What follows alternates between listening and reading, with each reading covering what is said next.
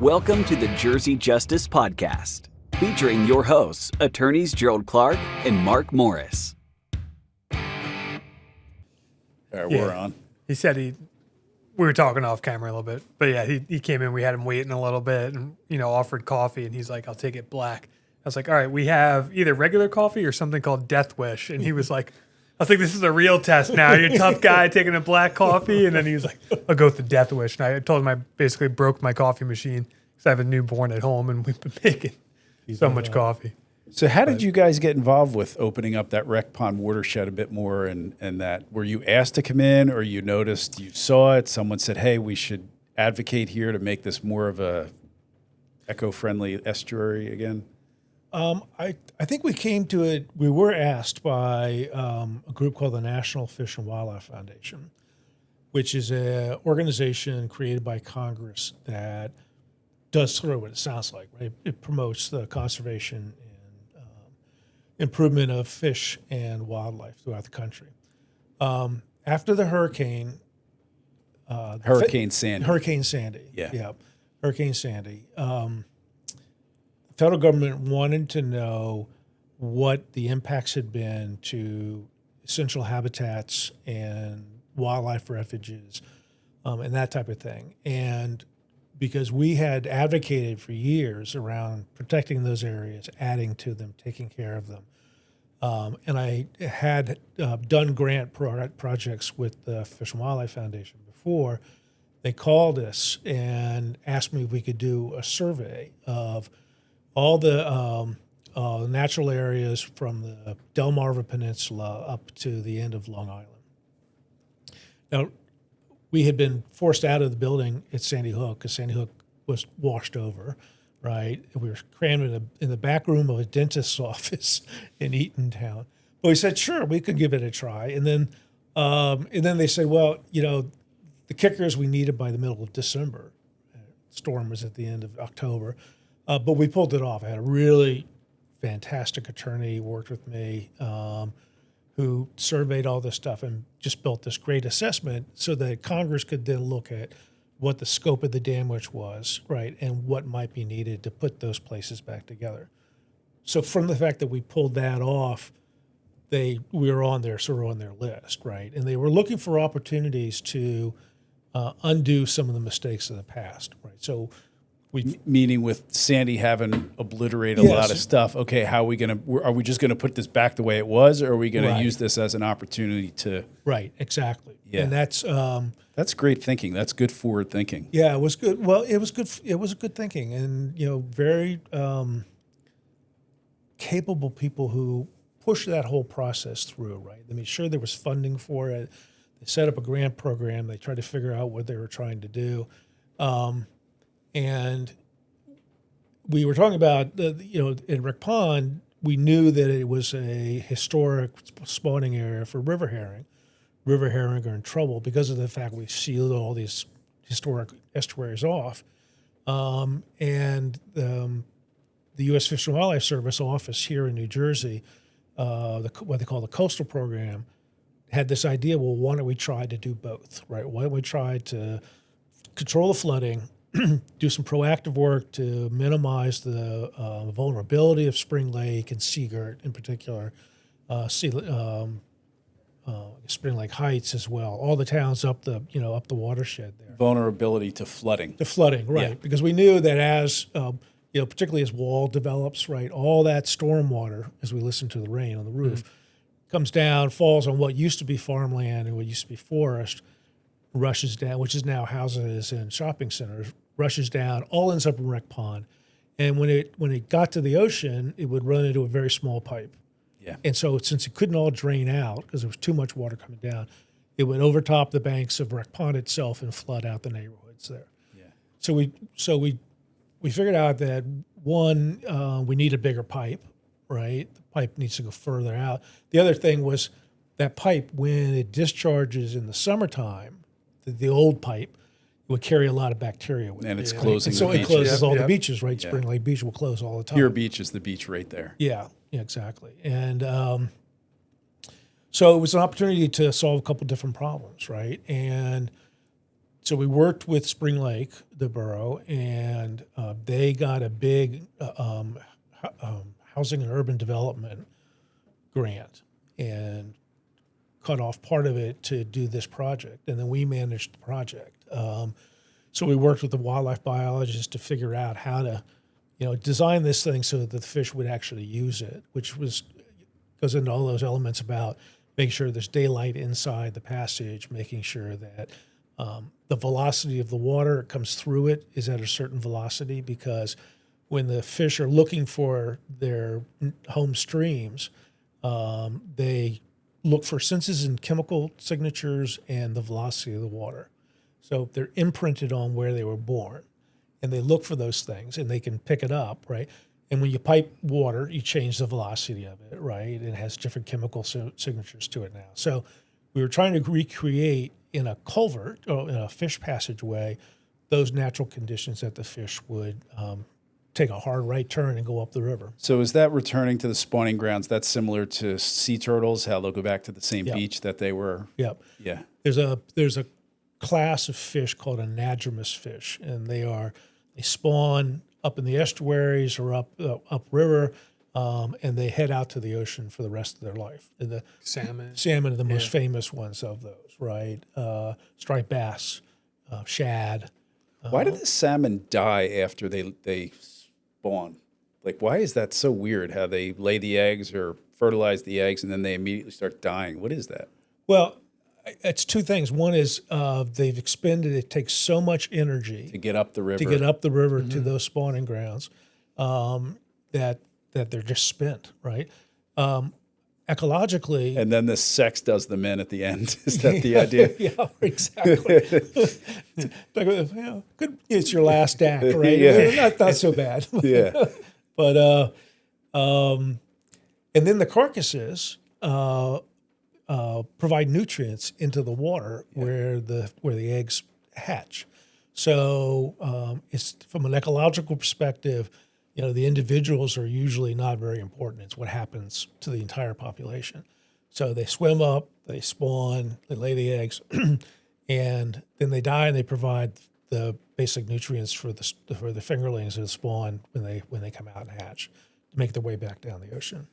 So, all right. So talk about the advocacy a little bit. So when the Littoral Society goes into court and litigates on behalf of the environment and on behalf of citizens' use and enjoyment of public lands, tidally flowed areas, how does that work? Because litigation's expensive. There's a lot of costs involved. There's probably expert fees involved, and then the lawyers. A lot of money for the lawyers, which is why we find large corporations often have an advantage in litigation, because it's often a war of attrition.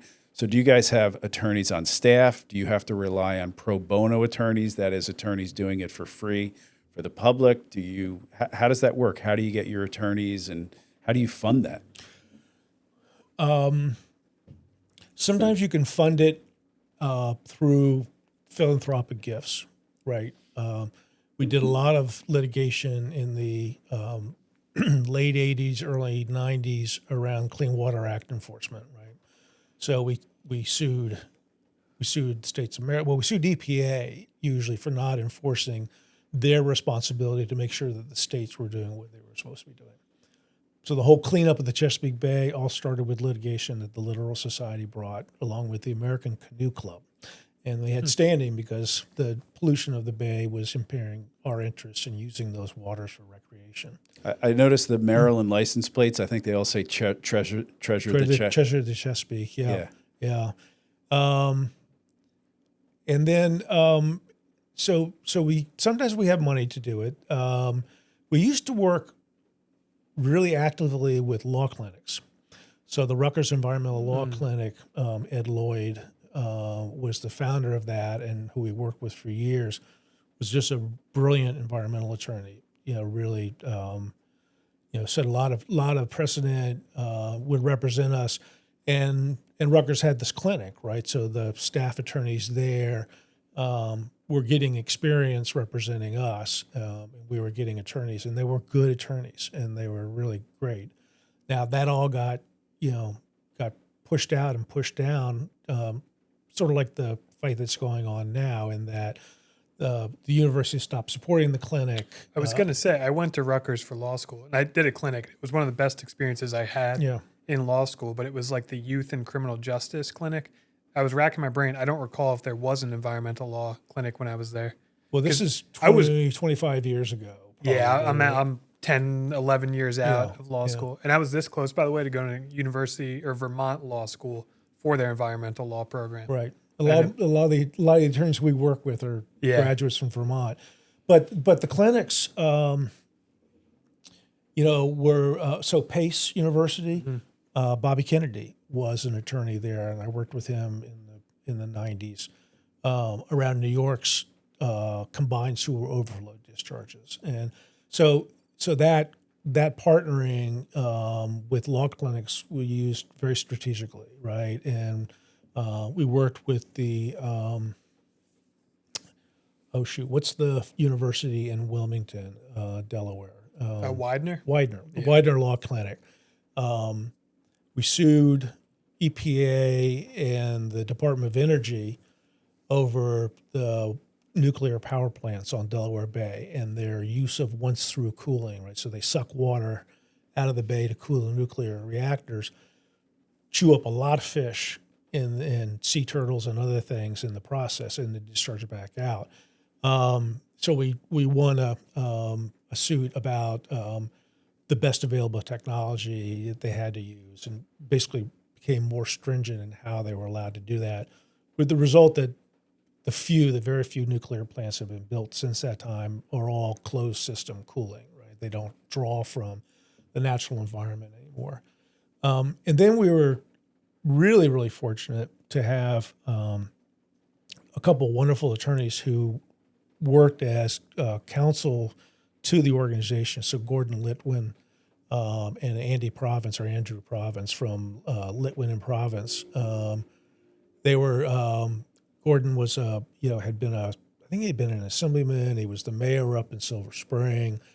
Just really loved the shore and believed in it, and was a really good attorney. And so he would act as counsel, and then he would sort of act like a law clinic himself, right? He would bring in these young lawyers and train them up, and that's where we won the suits about how much contamination could be in the dredge materials from the harbor that they were dumping out into the ocean, right? We got it limited down. We won a case where we argued that the view from the helix at the Lincoln Tunnel entrance, that view out of Manhattan was public access. It was visual access enjoyed by hundreds of thousands of people as they commuted into New York. Because there were Hartz Mountain wanted to build big high-rise apartments. So when you're coming down from New Jersey, going down, and you go left, and you say, "Kids, look left. There's Manhattan." Yep. And then you continue down. You guys saved that view? Yeah. Wow. See, that's amazing. Yeah. I never even knew that. Yeah. But so Hartz Mountain, big developer, wanted to take that area, put up condos, make money, and block all the commuters' views. That's amazing. Manhattan. Right. And we argued, the state argued, we came in support of the state, who in those days had they had a really good coastal management program. And so the regulators took the right position, and the Hartz sued them. So challenged the permits. See, that's some really cool stuff. Like, maybe, you or, others, you look, your retirement, you look back on your life and your career, and you'd be like, I saved that view. I've so many times I've driven there. I said, everyone look left, as I'm driving into Manhattan, getting into the tunnel, and like you see the skyline.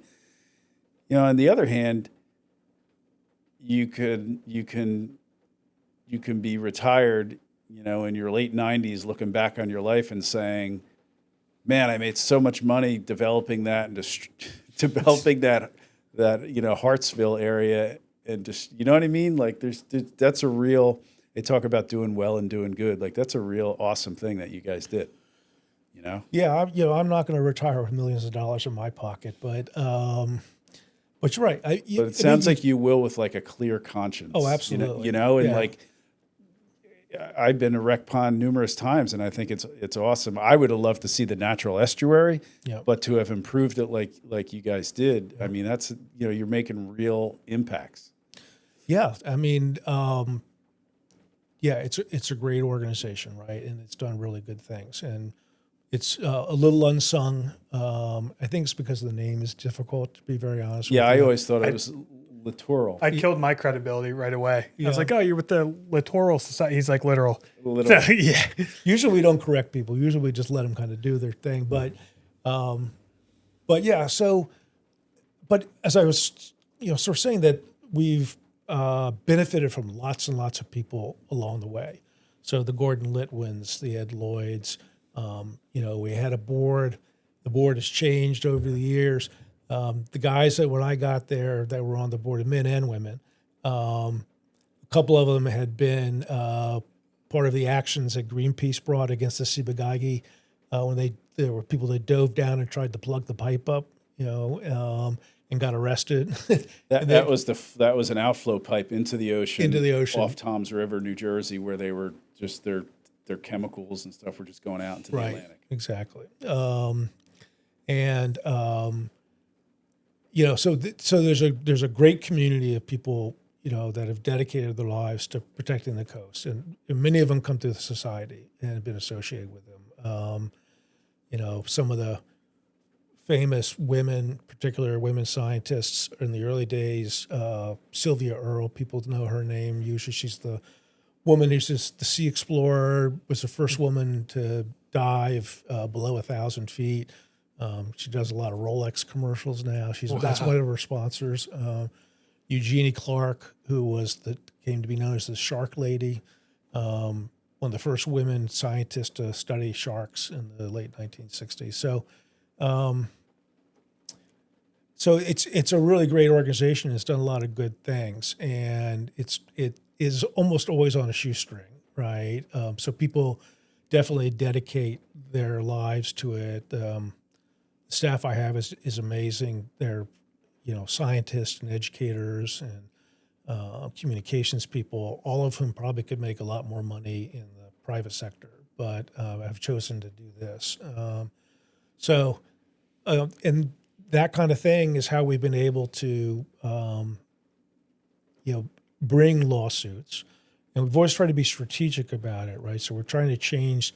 Usually, sometimes it's a fight about a specific place. You got to pick your battles. You got to pick the battles, right? And you try to pick the ones that will have a longer lasting effect, right? The Builders Association 15 years ago or so challenged the use of the state development and redevelopment plan to guide where infrastructure could go, right? And so that was a plan developed by the state of New Jersey trying to keep the sprawl and keep development a little more concentrated, not out into the farmlands and that kind of thing. And they adopted the plan, and the DEP started to use the plan on a regulatory basis to decide where infrastructure could go.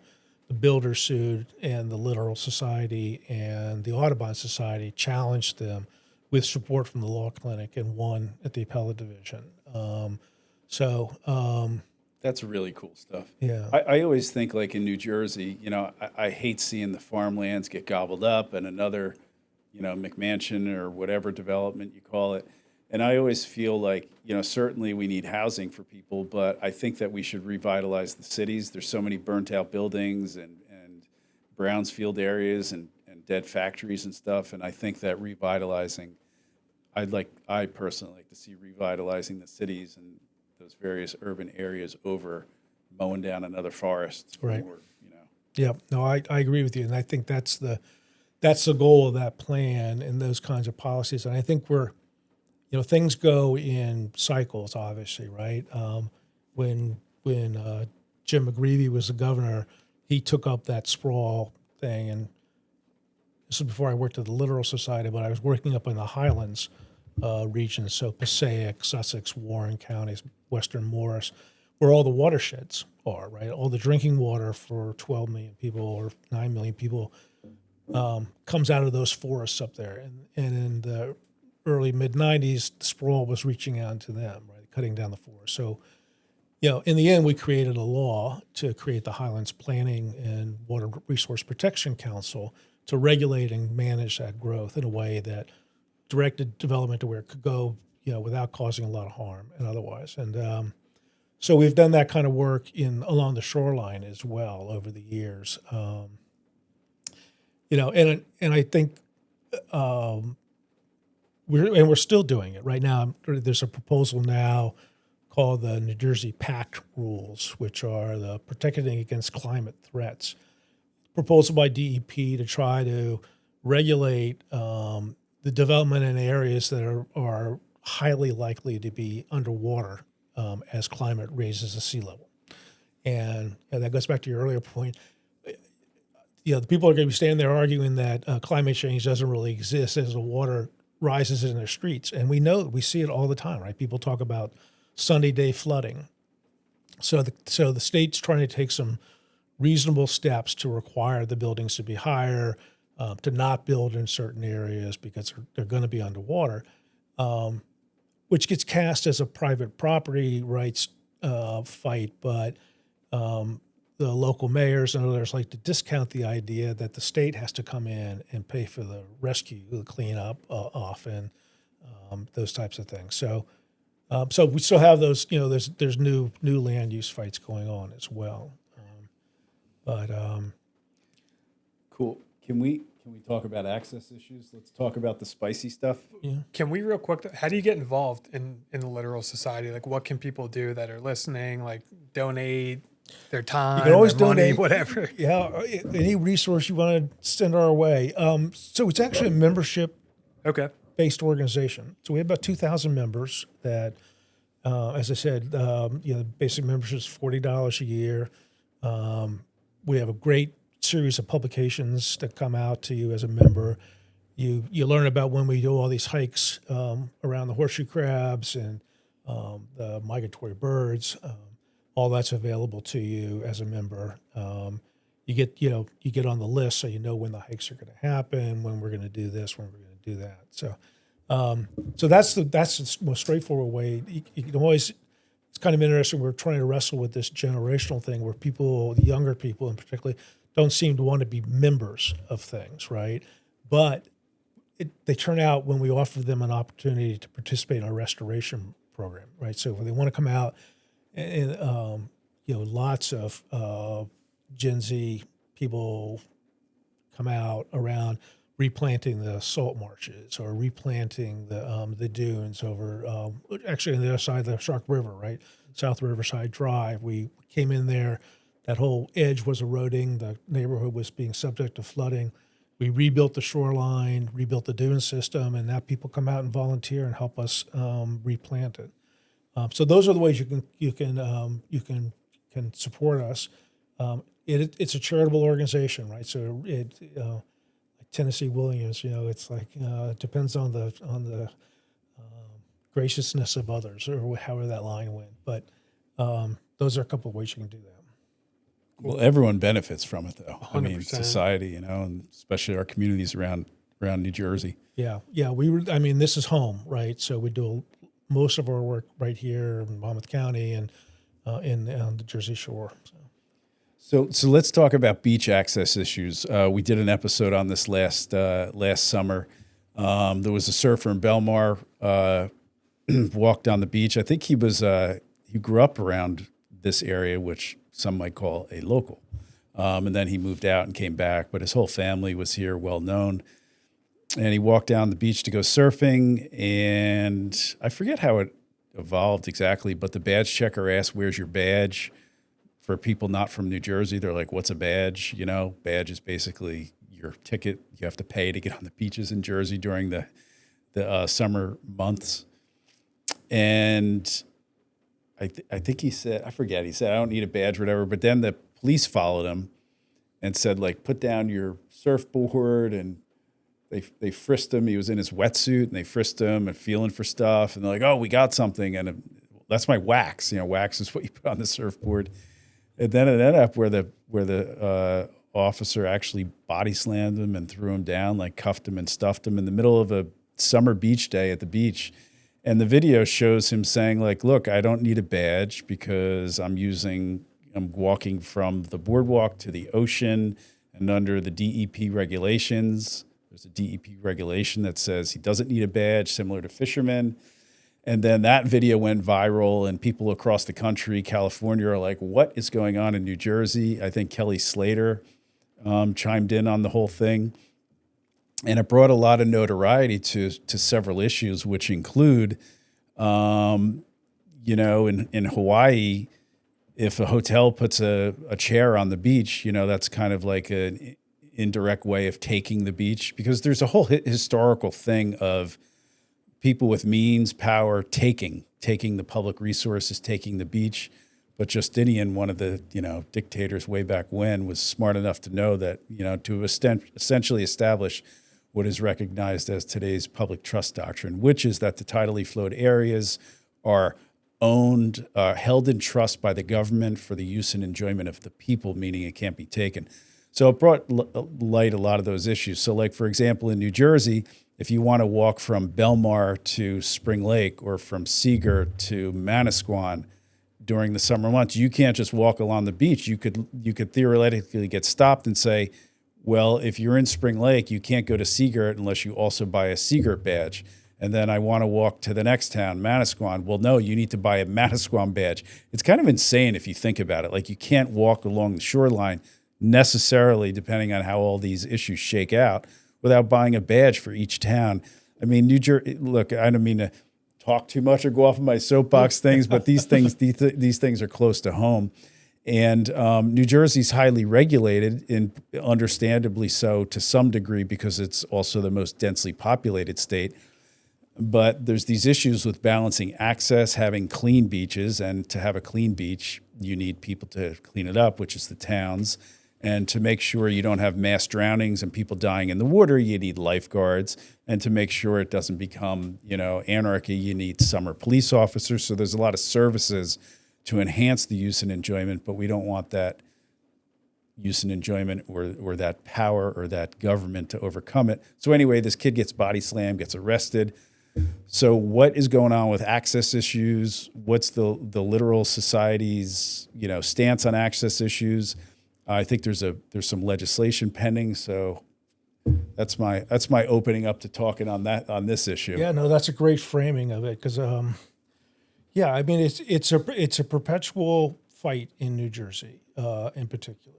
And it comes from just as you said, both towns and private property owners thinking that they have exclusive right to the use of the beach, but in reality, the law and tradition have this public trust aspect to them. Now, we've actually put that into statute in an effort that the society worked on a couple of years ago. So, I mean, people should understand that, the ocean, first off, is New Jersey's biggest open space, and that's a public resource. And except in the most sort of narrow conditions around public safety, really, there's very few limits on how the government can restrict your ability to use that, right? And that applies, as you said, to all the waters that are flowed by the tide. Now, an interesting little wrinkle in New Jersey, of course, is that most of our beaches have eroded away over the years and have been refilled, renourished with public money. And there's an argument that sand in that footprint is actually now public land and not private property anymore. Strong argument, in my opinion. Yeah, It's I a like very- that argument. No, it's I a very agree with strong that. argument.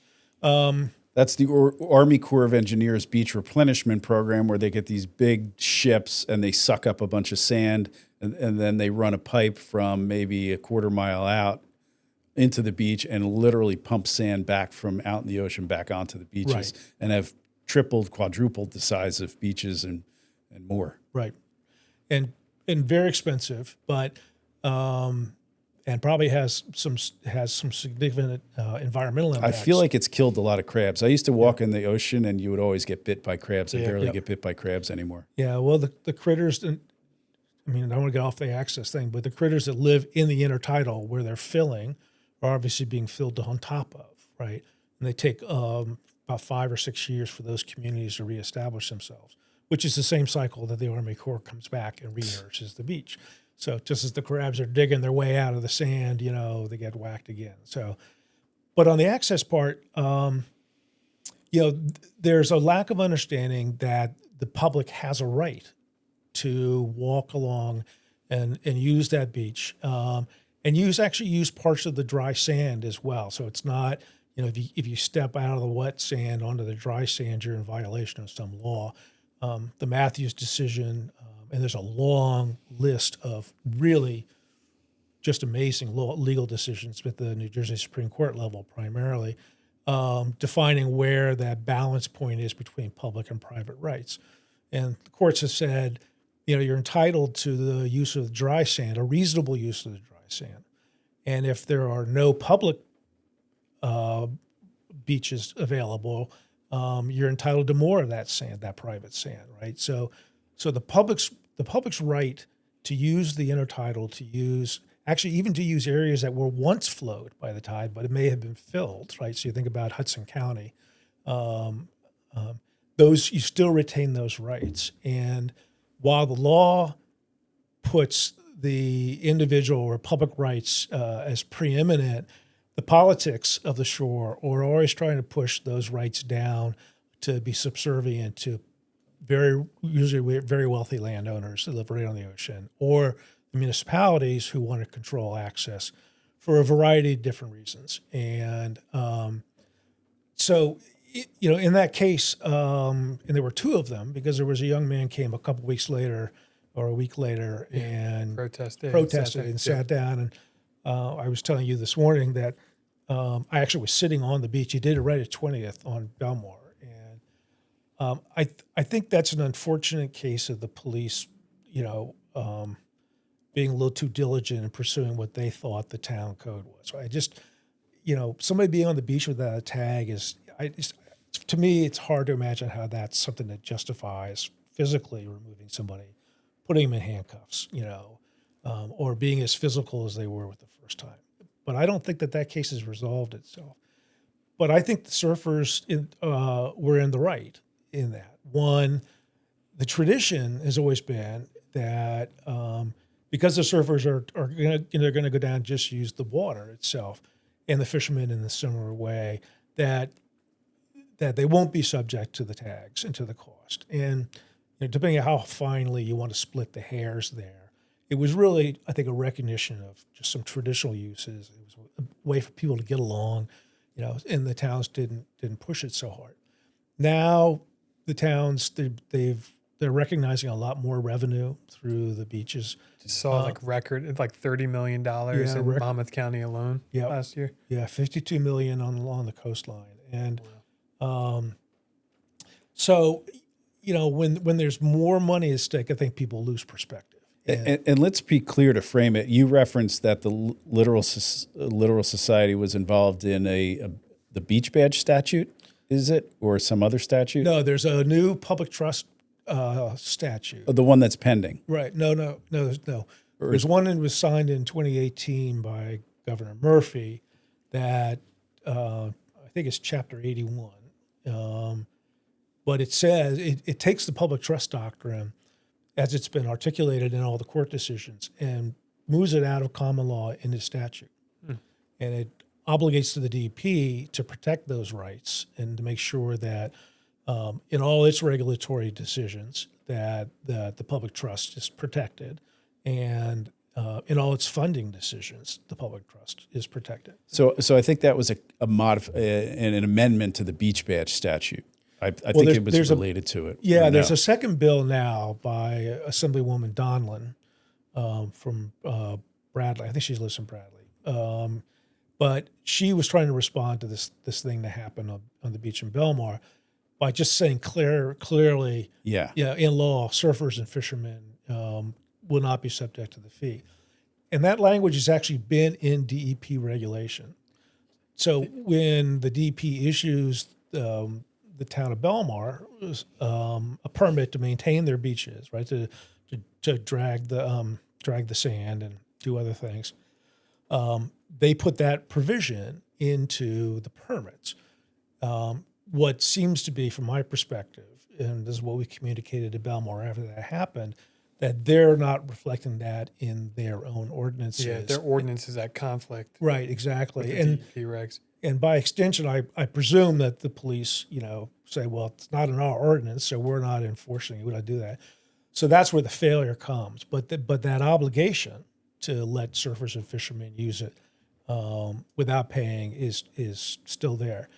What Assemblywoman Donilon has done is tried to expand that now to say anybody going directly to the low water, the wet sand areas for recreational purposes shall be charged as well, which creates a tricky management kind of situation. But and that bill has gone through a committee in the Assembly and has been released, but hasn't moved since then. So It is a crazy concept to think. Like, I think about all the times I've gone for a run on the boardwalk or something. I've got a bathing suit on. I go to the badge checker. Hey, I'm just going to jump in real quick. And they go, all right, sure, no problem. To imagine someone being like, no, you need a badge. And I'm like, I'm leaving my shoes right here with you. You can watch me go down, jump in, and come back. That wouldn't be a protected right. Right. Well, I think it is a protected right. It is. Yeah, definitely. And, the municipalities have all been educated on this, right? The DEP has run lots of seminars. Monmouth University produced some really great materials about the public dress doctrine, which they distributed. So I think what's happened is, the money has just overcome, common sense, right? Yeah.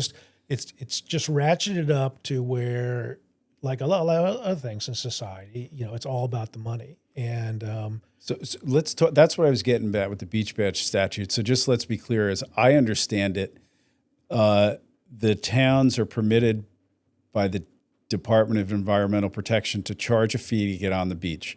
But as I understand the law, those fees are only supposed to go right back into the beach, meaning maintaining the beach, lifeguards, cleaning the beach, perhaps law enforcement on the beach, badge checkers.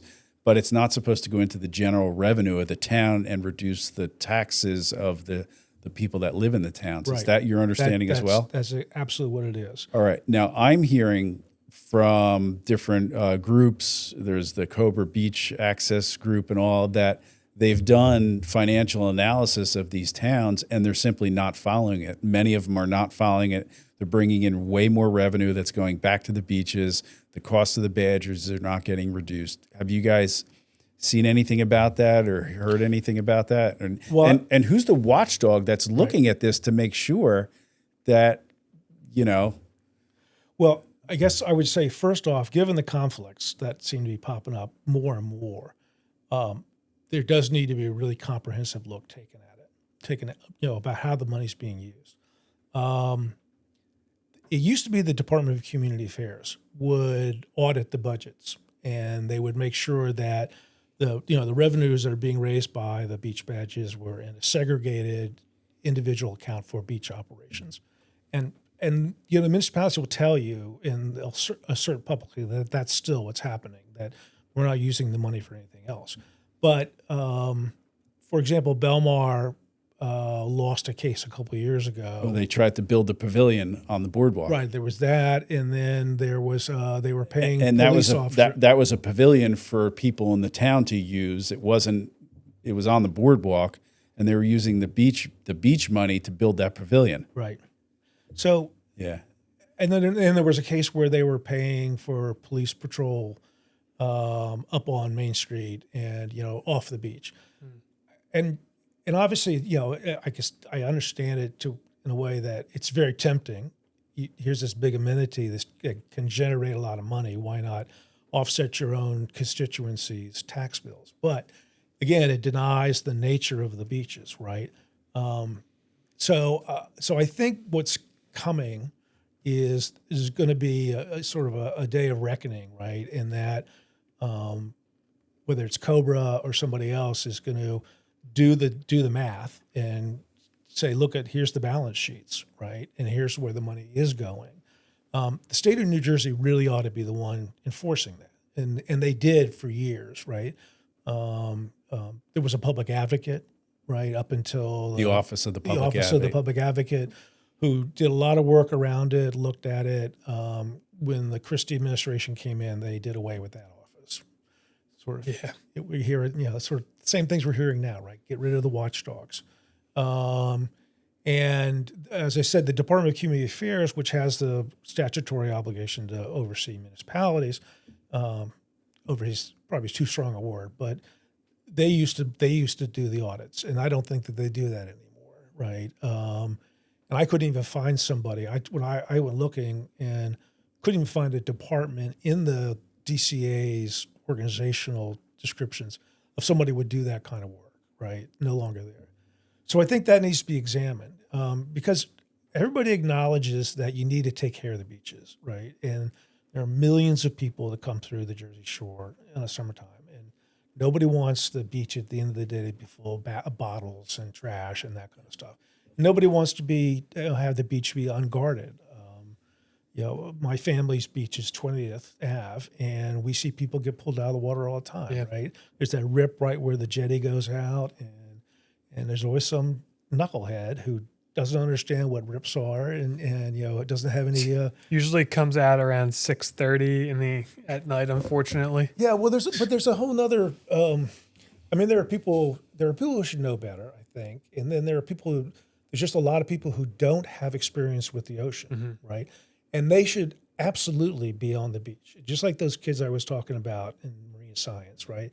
Because circumstance or zip code should not be a basis for denying you access to a resource that belongs to you. But I think one of the byproducts of the ever escalating cost of these beach badges is you see families standing at the gate at the end of the day, waiting for the lifeguards to go off duty, and Badge checkers, the badge checkers as lifeguards. well. Yeah, the lifeguards aren't checking badges; the badge checkers are. That's true. That's true. But they're and God bless the lifeguards, because I've seen them stay on after they're off shift. Yeah, because there are people in the water.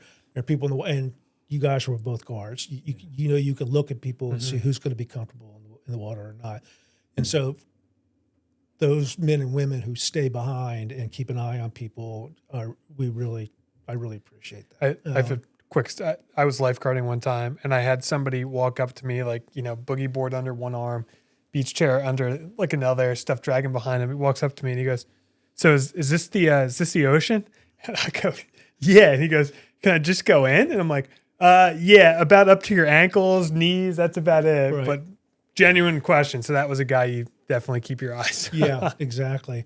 So, and again, nobody's done a study on this. I've talked to a couple of universities trying to find somebody to do it. My concern is that as the beach badge prices keep going up, then they start to become discriminatory, right? And there are families of color that are predominantly the ones waiting for the checkers to go home. There are people, large families, right? If it's $8 to $12 a pop, it becomes $100-something to get on the beach, and not everybody can afford that. And so people do what they always do: they try to figure out a workaround, which is go on the beach late, puts them at risk. It's inequitable and really unjust. And given that those beaches are basically built by the general public, right? No municipality rebuilds their own beach. 65% of the cost of the beach nourishment projects is borne by the general taxpayers of the country, right? Federal dollars coming in. The other 35% is split between the state and the municipality, and it's usually the state bearing the majority of those costs. So I think there's a lot of things coming together, that are heading towards a reckoning of re-examining how it is we finance the necessary operations of the beach, what goes on the beach, through a mechanism other than beach badges, individual beach badges. What do you think of a state badge? Like maybe just one fee and you can get on any beach in the state? I guess that'd be, then the state. And California is similar to that. There's some state beaches and not. I mean, what would if you were an omnipotent leader, dictator, how would you do it? I think I would work through the counties Yeah, that makes one sense. is I don't think the state has the capacity to do it. It's a good point. Think about like the golf courses. You get a Monmouth Parks, golf pass, or Right. yeah, Right. And they run infrastructure, Yeah. right? So they're capable of doing. They run big sums of money, it gets away from your problem of running from beach to beach, right? So, so I think that's probably the most logical place to try to put it. The mechanism. I actually did a little survey on online before it came, and there are places that have special business improvement districts or a hotel tax, right, which funds it and which spreads the cost out probably more fairly. Because the response to why do you have beach badges is that, well, it's a user fee, and It's like a targeted tax almost. it's a targeted tax, right? And that's that kind of appeals to our common sense that people that are going to use the beach should pay for it. But until you stop and think, well, the whole economy of Belmar is Right. built on the beach. So if you want to be cynical or rough about it, the state of New Jersey and the federal government come in and they build this asset for the borough of Belmar, who then builds a lot of businesses that leverage that investment to make their own living. Right? Yeah. And they're not really directly contributing. I'm sure there are some taxes somewhere that make their way back in some way. But so, and again, I think people have lived with that a relationship because it worked, and it wasn't really pressing on anybody. When it was $4 a pop or $2 a beach badge, it wasn't a big deal, right? But now that's $12 or more. And when you look at the range up and down the coastline, you can see where the towns are trying to use it to discourage people from coming to the beach, right? And usually, the way I can always tell the difference is when the town does not have a commercial boardwalk, right? You think about just the residential towns, then they're the ones that tend to be more parochial about it. Yeah, I think from the entrance to Sandy Hook all the way down south to Long Branch, why is there no parking on that street along Ocean Avenue? In particular, Monmouth Beach. If you ever at Monmouth Beach between Ocean Avenue and the beach, there's this big wall, this big seawall. such a wacky area. Yeah. One day I pulled over and I looked over that wall on a 4th of July weekend, and these beaches are relatively empty because there's no parking, and they have large shoulders on both sides of the road, Right. but no parking. Well, that's politics. I mean, that's because those very wealthy communities, right? Monmouth Beach, Seabright, not so much Deal Long Branch. a Well, little bit. Deal, Long Branch is becoming that way now with all the big high-rise condo development on it, have pressured the state to not line the highway in a way that if you shifted the driving lanes to the west, you would increase a big buffer zone there, right? Yes. And you can't really argue that it's a traffic flow problem because they allow the private homeowners to create parking lots on the east side of Route 36, right? Yeah. So if it was so dangerous that you couldn't allow people to park on that side of the road, then why do you allow the private owners to do that? Yeah. It gets and we've argued and tried to persuade the state to, when they're doing those highway upgrade projects, in fact, particularly after Hurricane Sandy, we wanted them to take some of those properties where there are big parking lots on the east side and make them public, right? And spread that use out because those beaches were paid for with the same public dollars that that other places were. Yeah. Right? And you're right, they're restricted because of the parking. And now the other thing is now the limits are 2-hour parking. Oh, yeah. Yeah. So who goes to the beach for 2 hours? There's different ways to take it, as you know, limit parking, but maybe Uber will solve some of that. Just drop me off and pick me up. Right. Others will just charge exorbitant prices to get on the beach. I mean, those are the two big things, is the price to get on or the parking. Or lack of the parking. Yep. And and one of the lawsuits we were involved in was the other thing they'll do is no bathrooms. Like if they don't provide bathrooms, well, where are you going to go to the bathroom? Right. A lot of places you can't bring food on the beach and there's no place to buy food. Okay.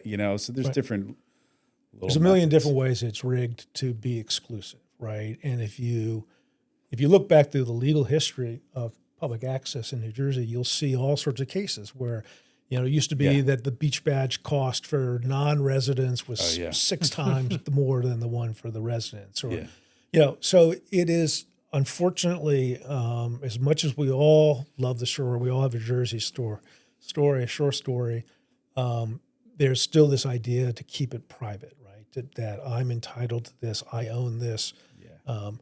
We've been on the beach with guys that have, set out the palm trees in the big area, right? Or put out the permanent tents. And you know what they're doing now? You know what bugs the heck out of me? You go to a resort hotel and you get people that'll get up at 7 a.m. and go put all their stuff on like 8 lounge chairs by the pool, but not get there till 12 o'clock, and maybe they'll spend a half hour there and then they'll leave, and they're just taking it. Now, that drives me. I see that on the beach now. People are getting up, putting like tents up, flags, like claiming a whole area at like 7 a.m., but then not getting to the beach till 11:30 and claim. It's just crazy. Yeah. I don't know. Maybe it's just human nature. Like you just take. Like it's like a take plant thing. the flag. This is my area. Yeah. It's wild. Yeah. But, it needs to be, we don't manage the beaches very well in that regard, right? And I think they're clean, though, and beautiful. They are clean. Absolutely. I mean, yes. Jersey beaches. Yes. They're really nice, right? They're the best beaches that money can buy. But I got to ask you a question. I walk my dog at the beach at night, and then that big monstrosity industrial machine known as a beach rake comes by. Oh, yeah. Oh my God. I've seen them literally, people sitting on the beach enjoying a sunset, and this thing comes and they literally will go within 3 feet of people. It's the craziest thing. And then beyond that, there's this big plume of smoke behind it, which I think is the thing grinding up the sand. And you know what the smoke is in the sand. You know what that is? Plastics, probably. Silica, right? Oh, okay. So I think that's a big problem anyway. Like if you look behind that beach rake, you'll see a big plume of smoke. It's not from the engine. It's my common sense. It's the sand being ground up, and silica is really nasty in the lungs. Well, the common courtesy part of it, of the operator driving on top of people who are clearly, that just kind of speaks to sort of how they think of their role in that beach, right? And how they think of the public's role. But it's that's a big problem. There are environmental problems with that raking at times, right? Because all that seaweed and the naturals, yeah. I mean, that's the birds eat the stuff in there, so crabs and so. Yes, they keep them clean, and there's no doubt about that. And they're well guarded.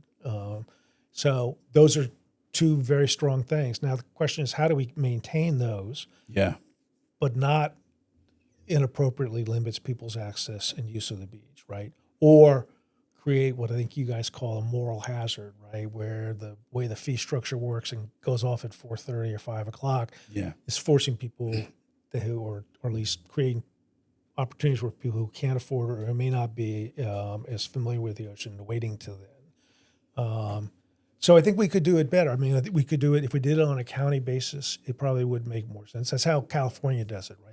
Is that the counties, and they just, I think they view it as an underpinning of their local economies. Yeah, an economic engine. An economic engine, which is what it is here, and which everybody argues, right? When people try to justify the cost of the beach nourishment, they talk about the economic leveraging, of the shore economy, which is all valid, but maybe that is a justification for it being supported in some different manner, right? That doesn't fall to beach tax, because then all those problems would go away, as long as you still had enough funding to support keeping the beach clean and guarded. Yeah. Cool. Hey, what so I guess we can wrap up here. It's getting late on a Friday. What's going on at the Littoral Society now? What do you guys, any projects you want to comment on briefly that you got going on, and anything that you see coming up this summer in terms of what you guys are looking forward to, or goals or things? Sure. Yeah. We always have something going on. I mean, we are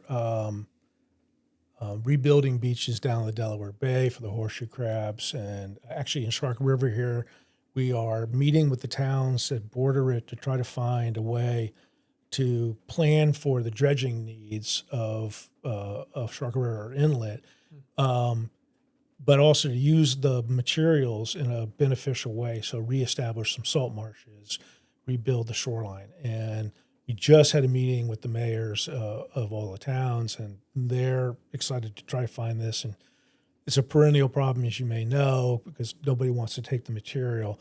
Everybody thinks about it as dredge spoils.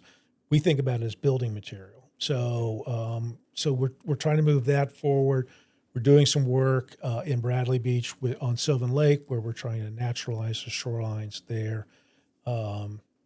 We are on the other sides of the state. We are working on combined sewer overflows into the Delaware River, right? Trying to get the city of Philadelphia to clean up the water. Again, a case of environmental injustice, right? Black and brown communities in Camden and Philadelphia, 15 billion gallons of untreated sewage gets pumped into the river every year because of storms. So we're trying to figure out a way to upgrade that. In New Jersey, there's the PAC rules, right? The climate resiliency rules that need to be adopted before Governor Murphy leaves office. So that's on the agenda. And I have no doubts that public access is going to be a discussion we're going to have again. It's awesome. You got anything more? No, Tim, thanks for your time. Again, This was another one. We could talk for 5 hours about this stuff. You have the list of books we talked about? Yeah, I did. Oscar will put them in the show notes at the end. It'll be a reading list. A lot of Mark Karlansky and Jack Weatherford books, and one about the bull shark, not the great white. Yeah, it came up. Yeah. But sincerely, thank you for everything you've done.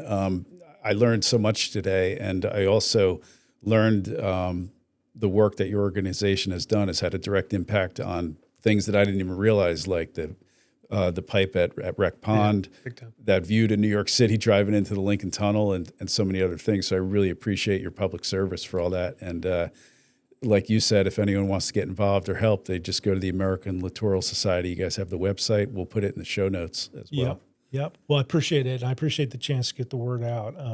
And we're always looking for people to help us do the next great thing, right? Because there's still plenty of challenges, as we talked about, that we need people's help on. Because that ultimately is what wins the day, is when the public gets together and demands change. Well, we have a few lawyers that we think listen to the show in the area. If any lawyers want to get involved in the pro bono, like, is there a person that they should contact directly that handles that at your organization? Call you directly. Call me directly. All right. At the office. Yeah. All right, and your info is on the website for sure. Yep, absolutely. All right, Tim. Thanks so much. Appreciate it. It was fun. Yeah, thanks so much. Yeah. Yeah.